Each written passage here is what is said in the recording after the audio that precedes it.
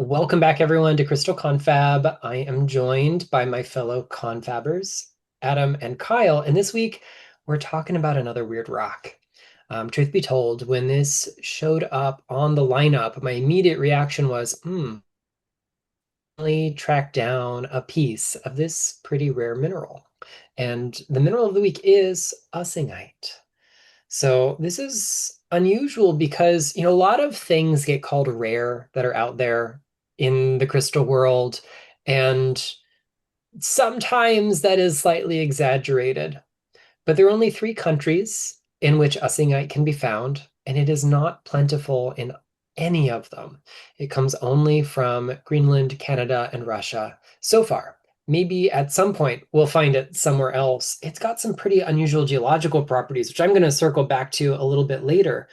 But it's also worth noting that it hasn't been around for super long either. It's something that was discovered scarcely more than a century ago. I think we're just shy of 111 years right now. So we're not going to find it in traditional folklore. We're not going to find it in your average crystal book because it's so rare.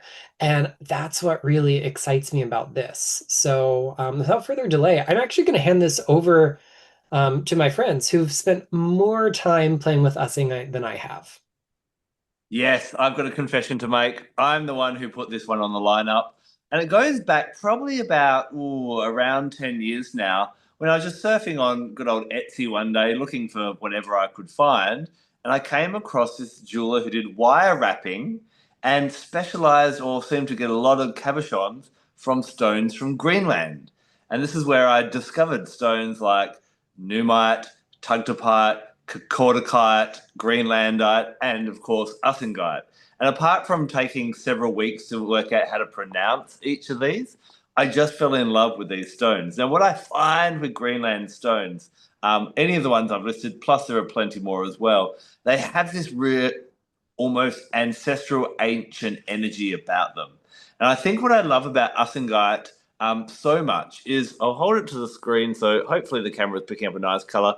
But when you find a really nice piece, even if you look on on the internet and look at images of it, it's got this really beautiful pink, purple, mauvey color that you don't see a lot in the crystal world. And I must admit, this is my second stone. The first one that I actually had in a tumbled stone when I lived in Bahrain in the Middle East a couple of years ago. I had to take the essential crystals with me, which was about 200, and they lived on a top shelf in a box. Now, one day I was about to leave my apartment, and the I heard this crash, and I run down, work out what it is. All the box with all the jewelry and all the tumbled stones had fallen to the ground, and everything seemed fine. And I walked out the door and went, "Oh God, that's not good." Came back, and only two things had broken, and it was my favorite tumbled stone of Ussingite, which was this beautiful shade, and I still have it. But it's one of those, when we break a crystal, I think we've talked about it before. It's like you lose a child almost in that way, and there's a real responsibility behind it. But let me talk about why I love this crystal so much. What I find this crystal to be really, really beautiful for is it really helps to make a connection between the spiritual world and the physical world or our practical reality. Let me explain this a little bit. What we often find is, we may go to a spiritual class, we might go to church, we might do a meditation, read a great kind of book that helps connect and really reach with our soul. And we feel that real kind of sense of completeness and, there's a greater meaning to life and I know where I'm going and all that kind of thing. And then you get in the car and then some dickhead cuts you off in traffic and you're like, ah, beep, beep, beep. And you lose that touch. A lot of the time, I've heard the term before of Sunday Christians, which is someone who goes to church on Sunday, is all very holy and now and does all the right things and um, whatever Christians do. And then for the rest of the week, though, they're a total ass to everyone. So this really helps you to bring that centeredness in for circumstances when you are being pushed, when someone is annoying you. How can you remain focused? How can you remain in a state of love rather than kind of losing your top in that type of way? I was recently, earlier this year, reading a really great book on different Japanese concepts. And I know Nicholas loves Japanese different aspects as well, but this was the concept of wabi sabi. And for me, it talks about the acceptance of imperfection and impermanence. So, celebrating things like not throwing out a bowl because it's got a chip in it, but actually celebrating that. And, honoring bits of wood that are not even in their grain or the way that they grow. And in this world where we're often need to get everything perfect and need to get everything in a certain way and feel irritated if it's not in alignment, when we go out into nature, nothing's in alignment, nothing's perfect, everything's doing its own thing. I find Ussingite is a really great one for helping us to accept where we are on our journey, but to stay aligned with our soul purpose and to navigate our way through it. It's got a really peaceful energy. I love it for work with Piscean energy. The Piscean energy really does want to have one foot in the spiritual realm and one foot on the earthly realm. And it helps you navigate those two as well. It works because of its color. I find it's one of my favorite crystals for the soul star chakra. So our crown chakra connects you to just our individual spiritual path, whereas the soul star chakra, found about 30 centimeters above the crown, and I find it resonates with this Ussingite color, is really, really beautiful for helping you to kind of see the bigger picture. So I think this is the original wire wrapped pendant I got of my Ussingite. When I wear this, it's on days or times that I want to commit to being connected to the greater whole, the bigger picture, the spiritual picture, and staying in alignment with that, not just when I'm, sitting out in nature meditating, but all the time as I navigate through the day. Because becoming a spiritual person isn't about sitting on the mountaintop. It's about being able to find peace in the middle of the chaos, in the middle of a busy train, as you walk through city streets, as you navigate a traffic jam. Those are the kind of tests when people around you are really pushing you. That's where Ussingite becomes a really powerful tool.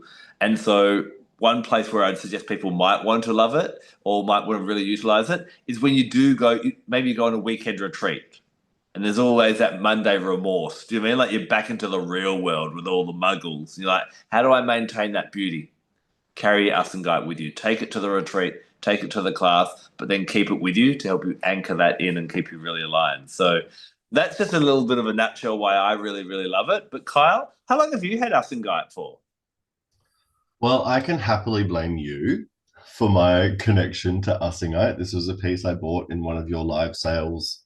I don't know how many years ago. I've tried to color match it as best possible. I like Ussingite, and I kind of call upon it not even semi regularly. It sits in a really lovely grid, and I go back and forth whenever I need it. And it's been about kind of similarly to Adam, rising above mundane energy, day to day, boring life kind of stuff, helping to see a bigger picture, helping to be more positively engaged, less kind of bothered, less frustrated, more kind of childlike, a bit of hope, a bit of wonder, a little bit of removing yourself from your human blur and all of the blur that surrounds that human blur, so you can connect more to your spirit, more to the big energy that exists outside of your human body. And as someone that deals with a lot of chronic pain, it's been really useful for kind of separating myself from what I feel. Like, it's not everything. Yes, your body and your pain are definitely indicators, but when it's chronic pain and it's everyday, it's not always an indicator. It's because I have bulging discs and it affects my nerves and I need to lay down because I've been standing up too long. Like, it's so simple sometimes. But we can get caught up in, oh, I have to do the dishes and I have to do this and I have to do this, and I have to dress in a certain way, I have to look a certain way, and I have to act a certain way. And it, for me, is a reminder to bring yourself what makes you happy, what makes you joyful, a little bit of childlike energy, a little bit of that youthful, I'm going to do my hair silly, I'm going to wear what makes me happy, I'm going to listen to music when I'm doing the dishes so it's less boring, I'm going to wear color so life is less boring, I'm going to make sure I speak to that person that always makes me feel really good. I'm going to stop in and get myself a cup of coffee in the morning because it helps me through the day. And I actually love my baristas. They're amazing and they're such a vibe. And the little things that help you get through the mundane makes life worth living, makes life more enjoyable, makes life less mundane, makes life less depressing, less frustrating, less bleh. right? You can enjoy it a lot more. I pair it a lot with stones like rose quartz, phosphosiderite, strawberry quartz, cobaltocalcite, these sort of stones that uplift the heart and are really positive emotionally. I find them pairing beautifully together. And it's for me, like there's always an emotional thing that's behind it, like why I'm stuck or why I'm frustrated or why I'm connected in my body too much and I need to separate myself a little bit. And so I find that understanding your emotions but not being controlled by them, I think, is Ussingite, one of Ussingite's really useful helpers, being less bothered by other people's stuff, by the stuff on the news that you can't control, by kind of the things that are out of your reach. It helps to kind of there are several many birds that use like hydrothermal's not the right word, thermal winds, thermal air to rise up. Eagles, hawks, birds of prey. But for me, Ussingite connects to pelican. Like the idea of being like, they don't look like they should soar the way they do, right? They are able to just go up and up and up without putting any effort. And it's just, they're not graceful when they're eating, they're not graceful when they're yawning or on land, but sometimes we're in places where we don't feel graceful. But when we're able to go where we're meant to be, up in the air, when we're able to kind of feel weightless, we can see so much. We go where we need to go. We will generally be with those that we need to be with. Generally, you don't see them flying by themselves. You see them, with a pack of a couple. It's very that connection, because they live on the water, they eat fish, but they're in the air, right? Our mind and our emotion kind of linking together, but also being able to separate, being able to rise above it all, being able to, yes, I look funny on land, don't judge me, I'm not my human form, I'm bigger than that, there's more to me than that, I can soar above things, I can be graceful, I can be this looming shadow in the sky when I cross past the sun. It's the ability to see yourself as so much more than what you see in the mirror, I think, is the crux of the message that I get from Ussingite. It's happier, more positive. It's less grey than I feel like I see some days. And it's a really lovely reminder to uplift and kind of remove yourself a little bit, not detach, but remove yourself a little bit from the mundane. I really love that analogy of the pelican. That brings it to light really beautifully. And I think I've kind of been affected because a few weeks ago I got to see Mel Robbins talk, and one of her guiding principles that she teaches is that kind of let them. People are going to get angry, people are going to do their thing, and rather than getting engaged in it, that idea of just let them. I think I would really resonate with that. Another thing that came up while you were talking as well, Kyle, is we've discussed it between ourselves when we're not recording, and I've spoken to other professionals in other um, arenas as well. Someone who's a professional public speaker, and we've noticed that after COVID, there seems to be less willingness of people to get out the door and go and do things and explore things. And we've found, maybe we'd have a full moon get together before COVID, and we just the ticket link would go out and 30 people would book in and you're fully booked kind of thing. Whereas now you're getting lower numbers. And I don't think it was really interesting to hear from someone who's a inspirational speaker mainly for sporting teams, has just found that the work has dropped down for him and is only starting to pick up now type of thing. So there seems to be, in all arenas, people are less willing to get out the door, to go and learn about different things and to awaken that curiosity. And I think that is a really good one for reminding us that there's more than Netflix to this world, and to get out there and discover new things. So it's kind of a really relevant one for this area right now, isn't it? I totally agree. We need to be more engaged in our lives. We need to be more engaged and less like this. The irony of us speaking through screens and podcasts while we're doing this is not lost on me. But we are allowed to like leave the house. We are allowed to experience the world. We are allowed to positively engage in our own lives. I think that's the key here. It's like we are allowed to kind of take the wheel back, like I can do this, I'm going to do this, this is what I want to do, so I'm going to do it. Fully agree. Now, just hold on, everyone. Before you just like stop watching this and go outside and connect with the community, give us a few more minutes because I'm really curious, and I'm sure you are curious as well. I want to know what Nicholas has to say. It's a new stone for him. He hasn't worked with it much. So, before you run off, Nicholas. Yeah, thank you. So, I have allowed my one and only piece of Ussingite to be my pocket rack on a good number of days since it arrived in my home. It has sat on or adjacent to my sacred space ever since it arrived. I don't know why, but there is this I won't say attachment that I feel to it, but it brings me a lot of sort of passive joy. Even when I'm not actively working with it, it has this kind of elevating quality to the space that it's in. And in the kind of lead up, getting ready for this episode, I really wanted to kind of unpack it. I'd had enough time to really sit with it that I felt finally I would take a deep look at its geology, maybe compare what some other folks have to say about this rock as well, and see how it all kind of ties together. And to understand Ussingite, we have to understand what geological kind of process is involved, what event makes it so rare.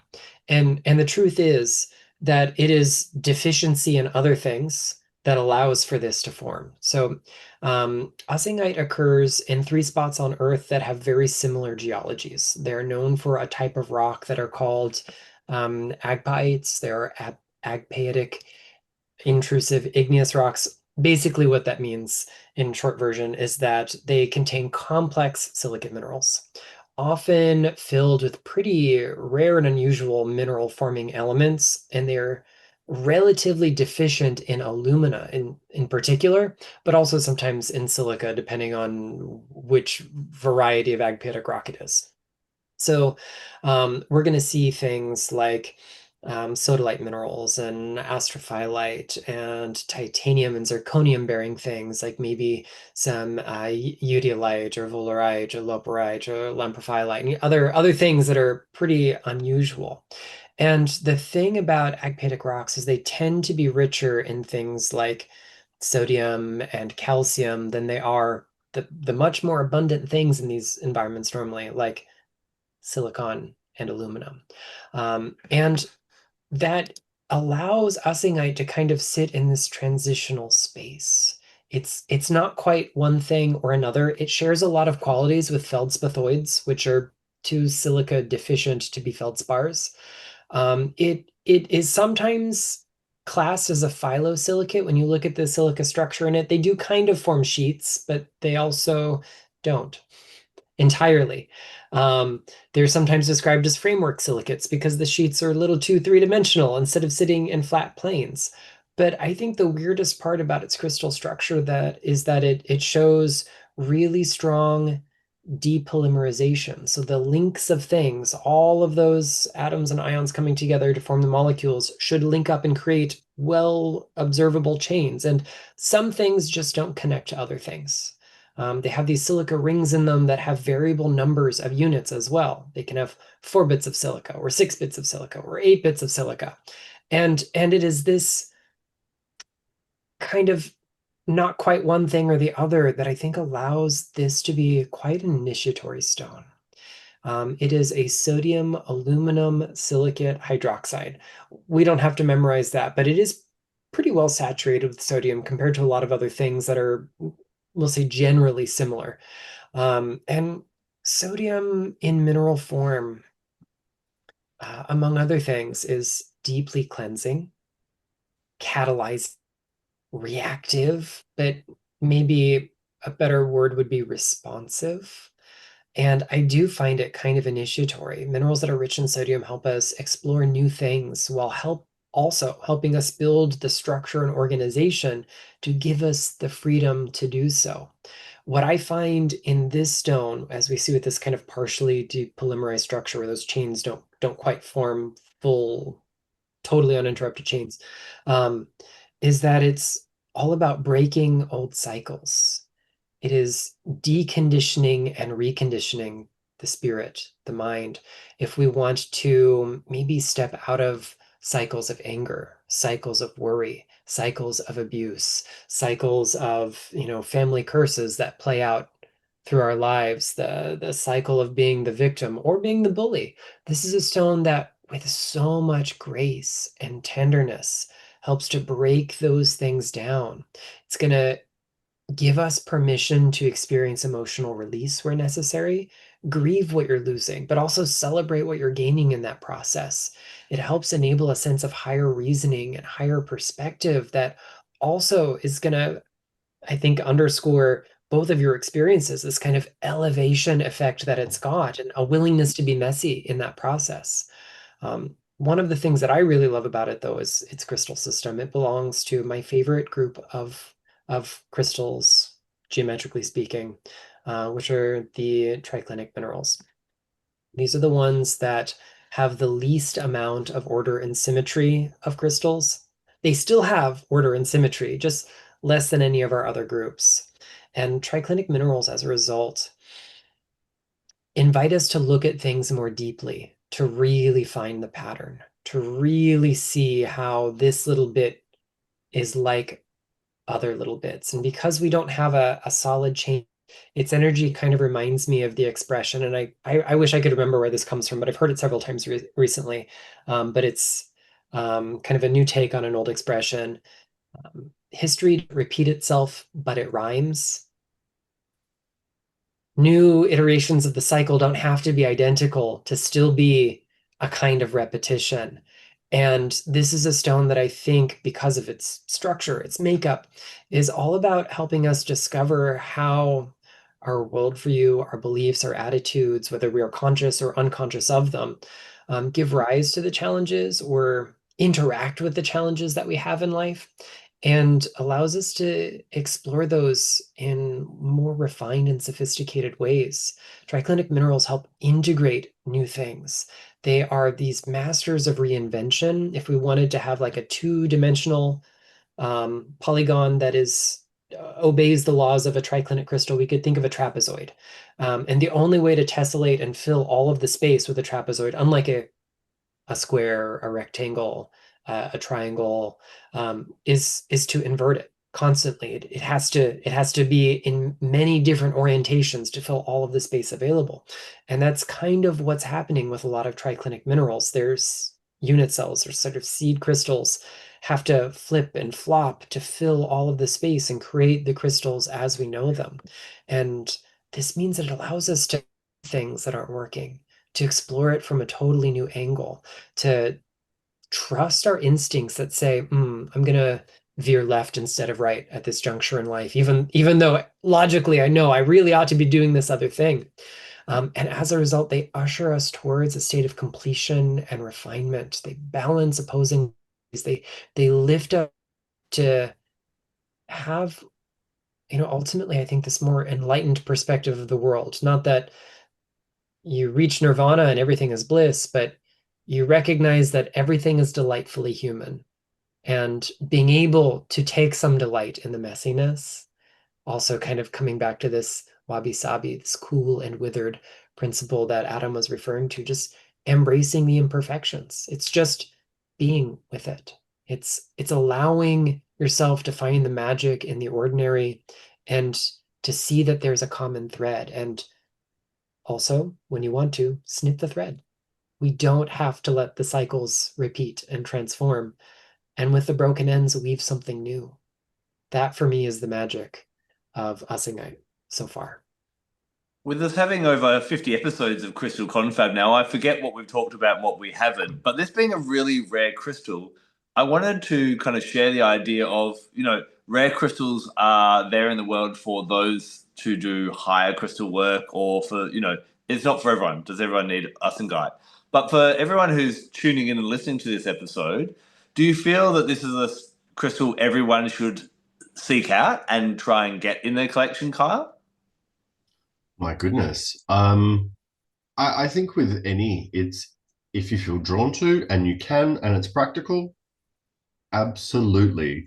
I rarely see it, so I would like it's going to be a challenge. It's going to be one of those ones that is a challenge.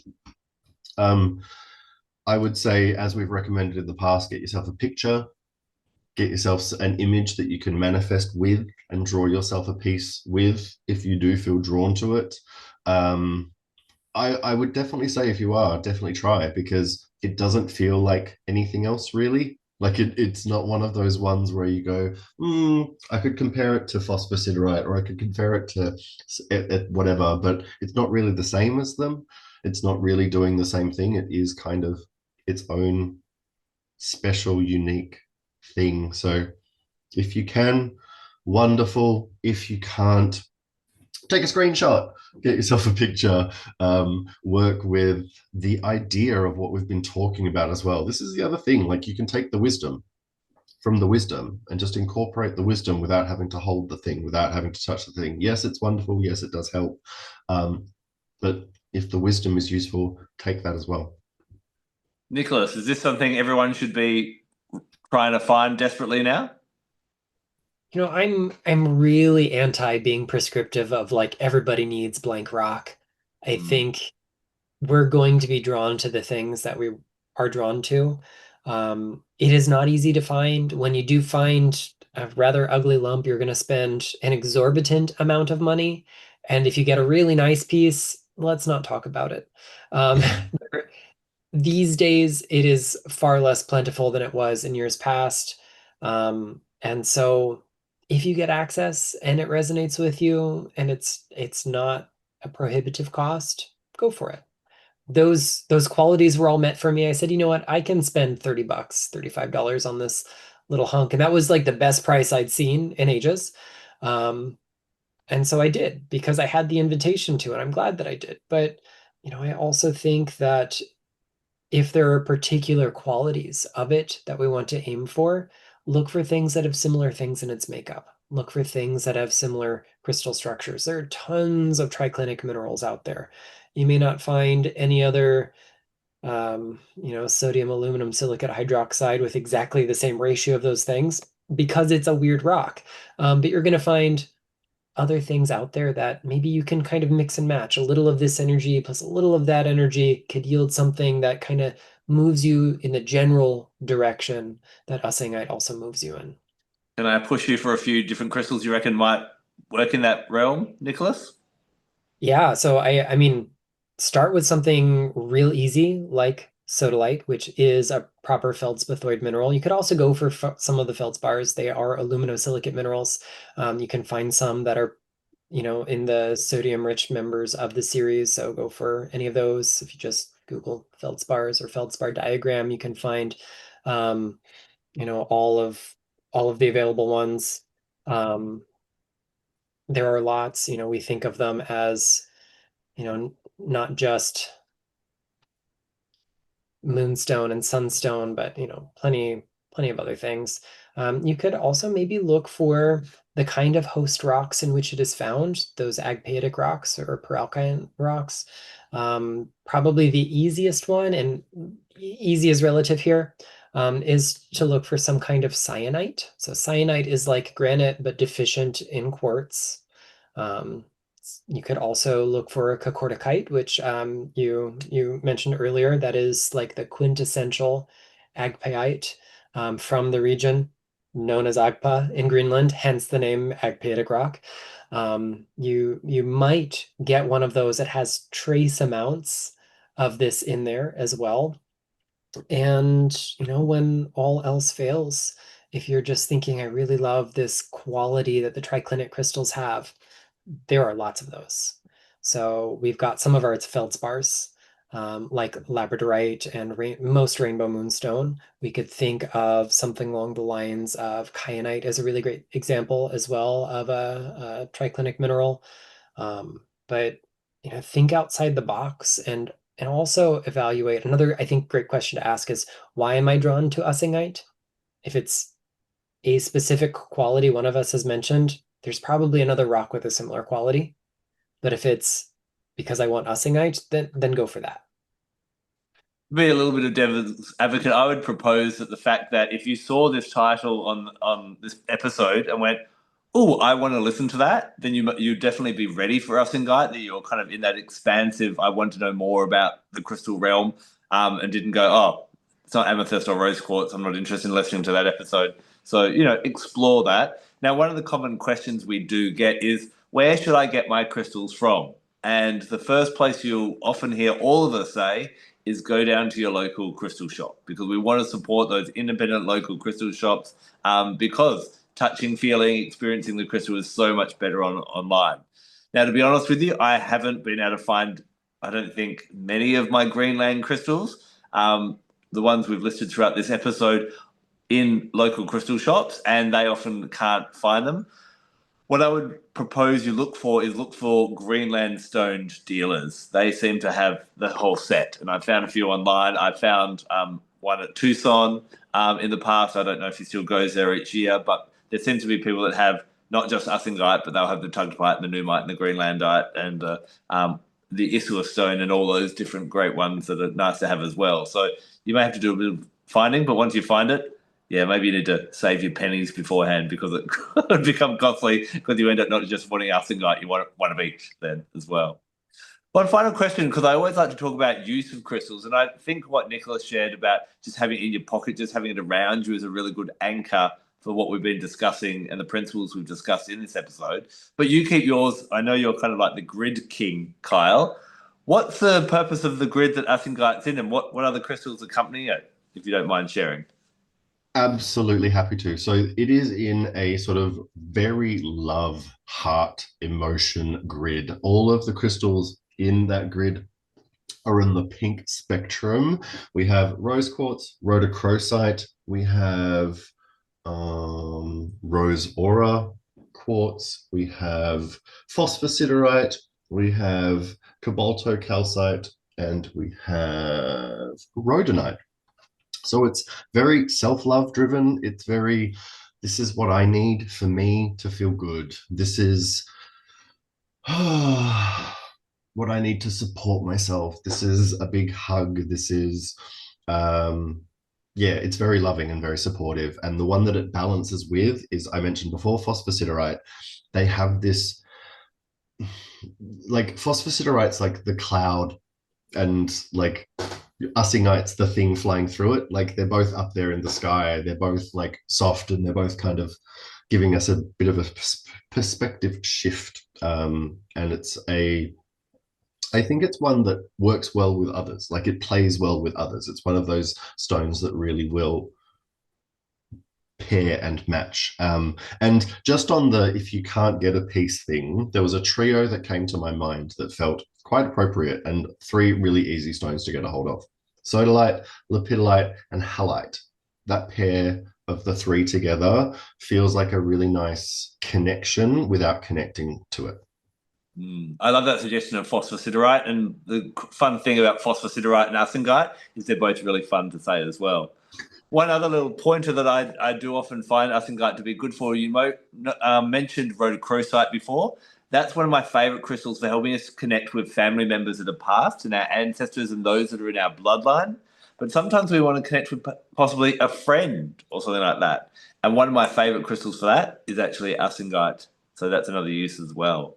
Well, it's time for you to get out there and enroll in a local crystal class and explore the world. We're going to wrap up the episode, but we will be back very, very soon. We've got a whole bunch of other gifts from Mother Nature that come from the earth that we can't wait to explore with you, and we'll talk to you very soon. Until then, take care and blessed be.